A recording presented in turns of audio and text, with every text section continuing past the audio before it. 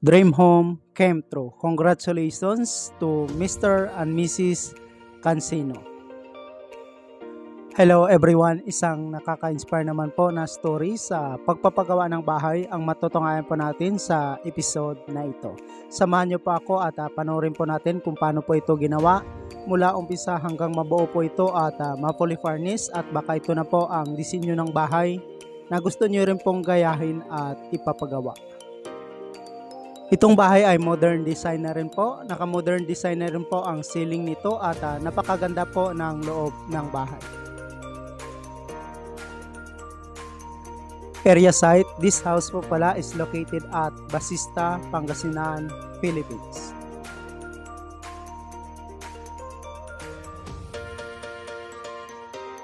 Layout, start building the house December 8, 2020. Kasagsagan po ito ng pandemic ang pagpapagawa po ng bahay nilang mag-asawa. Sa pagsimula po sa pagbuo ng bahay ay kailangan nyo po ng mga paunang materialis katulad na lang po ng wood for layout, round bar, hollow block, cement, sand and gravel at iba pa.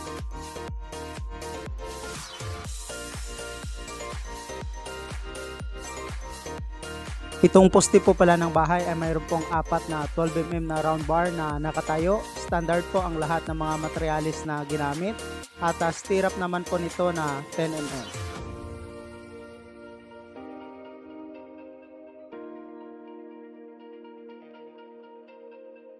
Start filing of hollow block.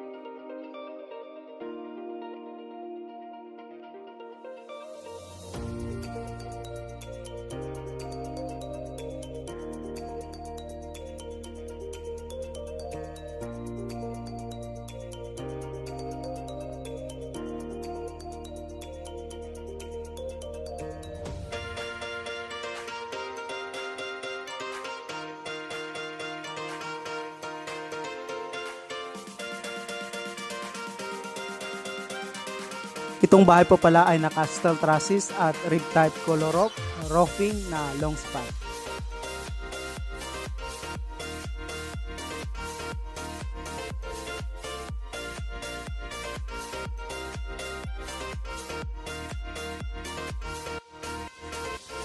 Ito na po ngayon ang loob ng bahay, naka-flooring at plastering na rin po ito.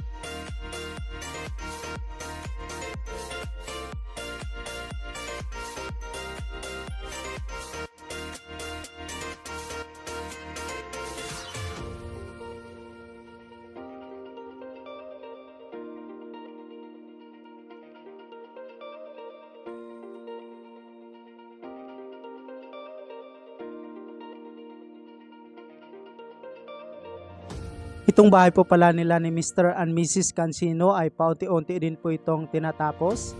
Napakasaya po sa pakiramdam ni ma'am na makita na dahil sa paunti-unti ay malapit na pong matapos ang pinapangarap nilang bahay.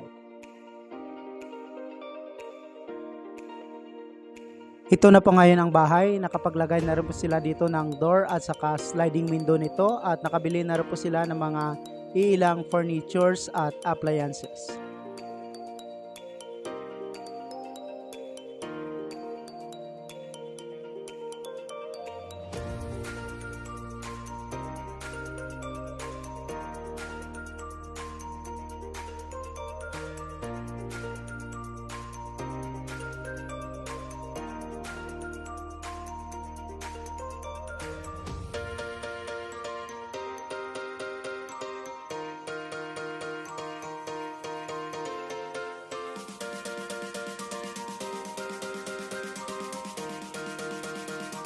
Start installation ceiling or kisame ng bahay. Gumamit po sila dito ng C-paring at saka hardiplex. Ang ceiling po pala ng kanilang bahay ay naka-modern design na rin po ito.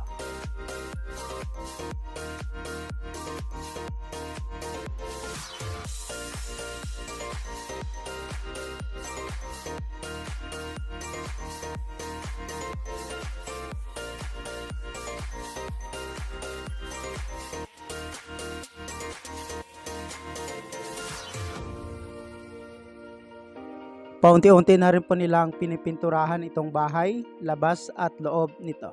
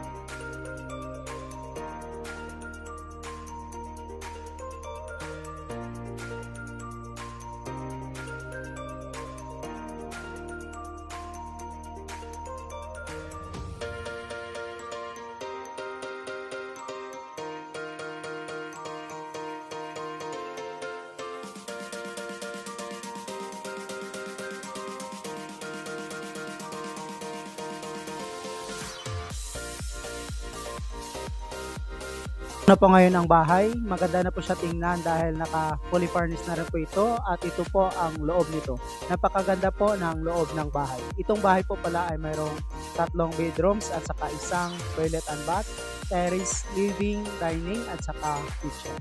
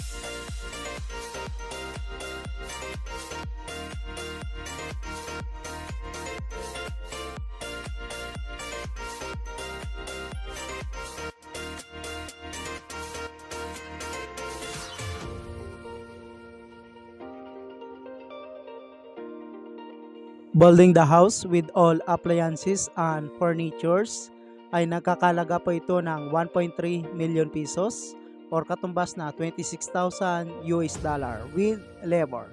Congratulations again to Mr. and Mrs.